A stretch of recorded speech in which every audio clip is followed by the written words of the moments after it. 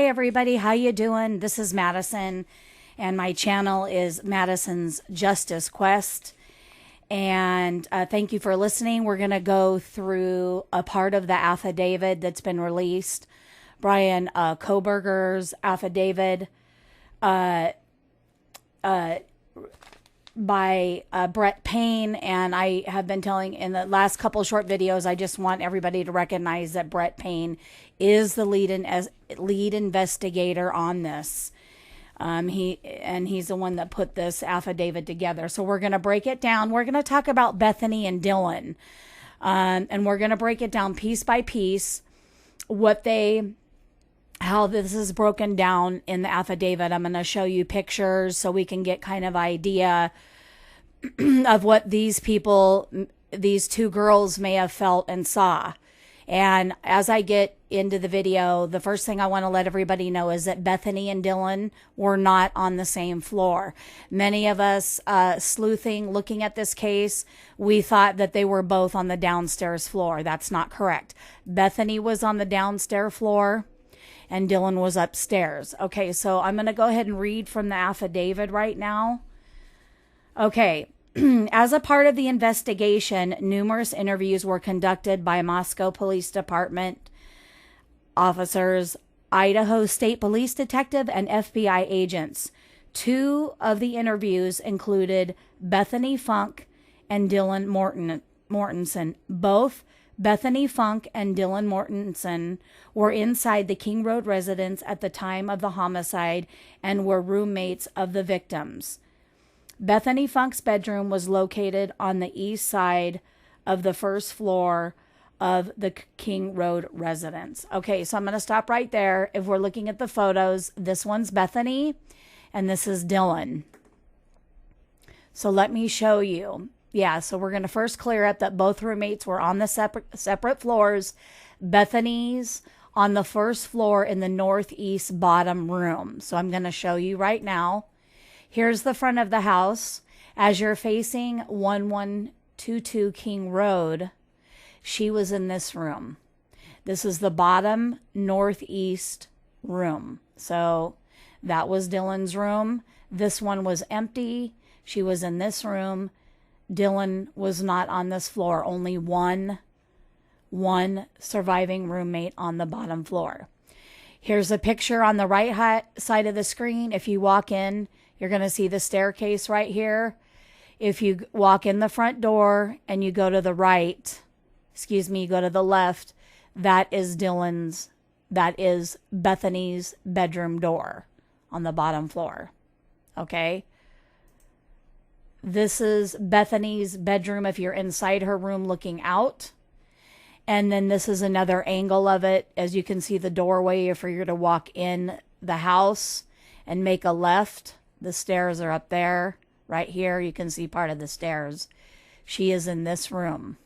Okay, so we're going to clear that up right there. Let's go back here. Okay, as we continue. And as I go through this, they say DM and BF. So I'm going to say Dylan for Dylan and Bethany for Bethany, okay? So Dylan and Bethany both made statements during interviews that indicated the occupants of the King Road residence were home at 2 a.m. So what that means is that everyone was home by 2 a.m. Ethan and Xana were home, and Kaylee and Madison were home all by 2 a.m. and asleep, or at least in their rooms, by approximately 4 a.m. This is the exception of Xana, who received a DoorDash order at the residence at approximately 4 a.m. Law enforcement have identified the DoorDash delivery driver who reported that information. Okay, so we're going to go ahead. We've already cleared that Bethany was on the bottom floor. This is, if you're coming up the stairs from coming into the house, this is the living room hall to Xana's room. So here's the staircase. So this is their bathroom. This was the bathroom next to Xana's room. And this is the door coming from the living room into Xana's room. So Xana and Ethan were inside this room approximately at that time. And also, this is a picture if you're inside Zaina's room and you're looking out to the living room. There's the bathroom door, and this is inside the room. Okay.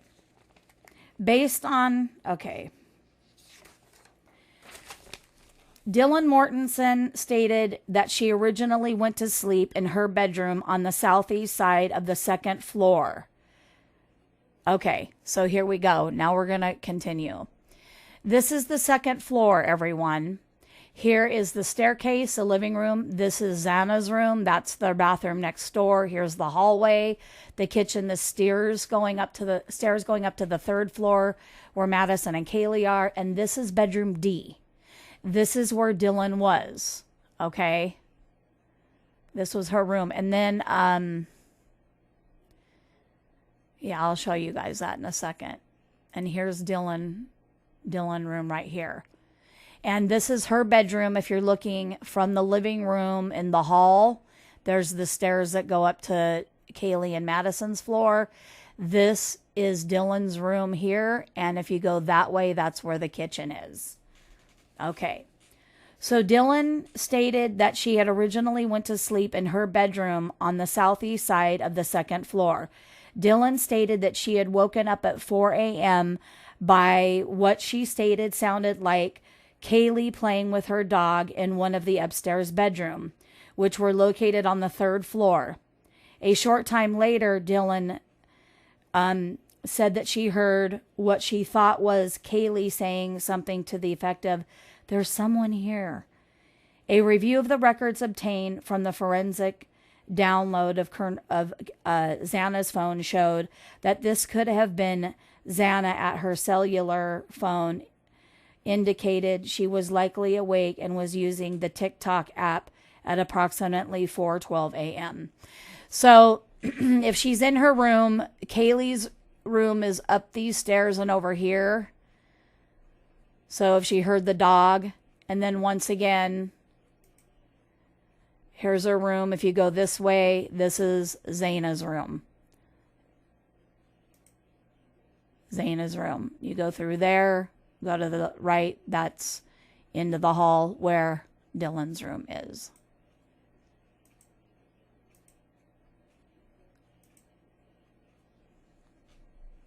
Okay, continue. Dylan stated she looked out of her bedroom door but did not see anything when she heard the comment about someone being in the house. Okay, so I'm going to show you what that would look like for her. If you're inside of Dylan's room and you're looking out to that hall and kitchen, this is kind of what she would be seeing. Dylan looking out of her room to the hall and kitchen. So she opened her door. It says Dylan stated that she looked out her bedroom door and did not see anything when she heard the comment about someone being in the house. Dylan Morton stated she opened her door a second time when she heard and thought was crying coming from Zaina's room. Dylan said that she heard a male voice saying something to the effect of, "It's okay, I'm going to help you." So if she looked out her door, Zaina's room's over here. Okay. At approximately 4:17 a.m., security cameras located at 112 King Road, a residence immediately to the northwest of 1122 King Road, picked up a distorted audio of what sounded like voices or a whimper, followed by a loud thud.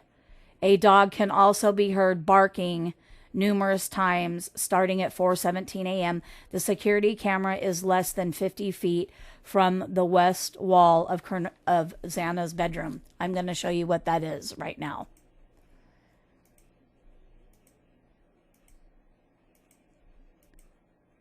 Okay, so this is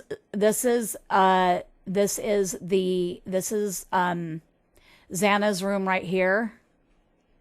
Okay, this is Xana's rooms here, and I think it's this house because in some of the videos you can see the cops were collecting and interviewing the people at this house.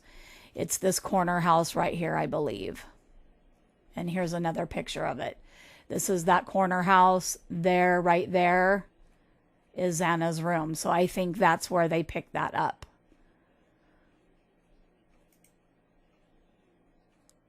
So let me read that again. Dylan stated she looked out her bedroom and did not see anything when she heard the comment about somebody being in the house. Dylan stated she opened her door a second time when she heard what she thought she heard crying from Xana's room, which is right there. Dylan then said she heard make a voice something to the effect of, "It's okay, I'm going to help you." Okay, here we go at 4:17 a.m. The security cameras, which this is my own opinion from watching some of the videos, I think it's this house. The security cameras located at 112 King Road, a residence immediately to the northwest of King Road of 1122, picked up a distorted audio that sounded like voices or a whimper, followed by a loud thud. A dog can also be heard barking numerous times. Starting at 4:17 a.m., the security camera is less than 50 feet from west wall of Xana's room. So again, my opinion, I think it's this house. Okay, and Murphy would have been up in Kaylee's room up here. So maybe he was the dog that barked, or maybe it was another dog that hasn't been cleared. Okay, then it says Dylan started to open her door for the third time. So let's go back here.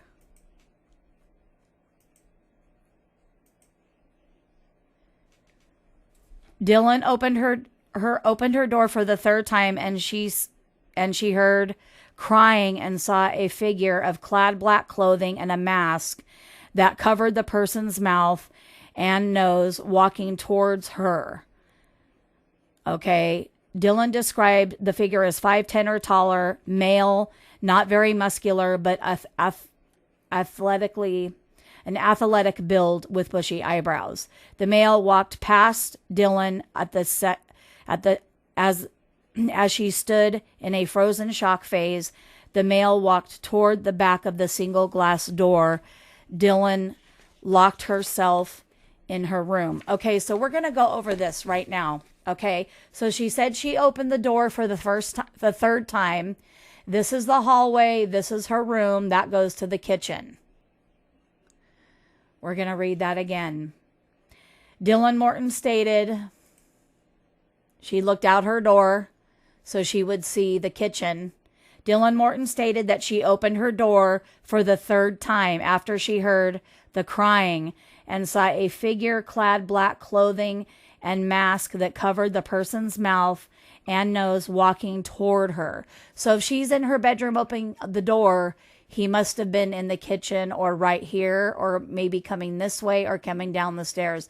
But coming toward her could have been from all directions. And here, toward her door, from the living room, toward her. Dylan described the figure as 5'10", taller male, not very muscular, but athletically built with bushy eyebrows. The male walked past Dylan Mortensen as she stood in a frozen shock phase. The male walked towards the back building glass door. Okay. So he walked toward her this way or came this way, and it sounds like that if she watched him walk toward the back door, watched him walk from her hall to the back door. We believe that may be the possible entry, but we know that is they believe that he exited that way. Okay, so Dylan, as the male walked toward the back sliding glass door, Dylan locked herself in her room after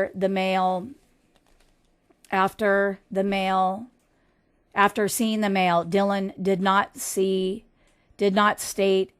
that she recognized the male. This leads investigators to believe that the murder left the scene. Okay, so he went through those doors. He could have been standing here looking at her or here. but she's pretty lucky. Here is the side of 112 King Road. This is the doors. This is the second floor that he would have come out of. And there's the kitchen. The doors they believe he went out of. Okay, I just wanted to clear that up. That is in the affidavit. You can see the pictures. And I know people are being hard on the roommates, but you got to remember that we weren't there, and the authorities, law enforcement, have way more information than we do. In fact, there's a lot of stuff in this that's redacted. Okay, so I hope you enjoyed my video. Like and subscribe. Please leave any comments, and stay tuned for my next video. Have a great day out there and stay safe.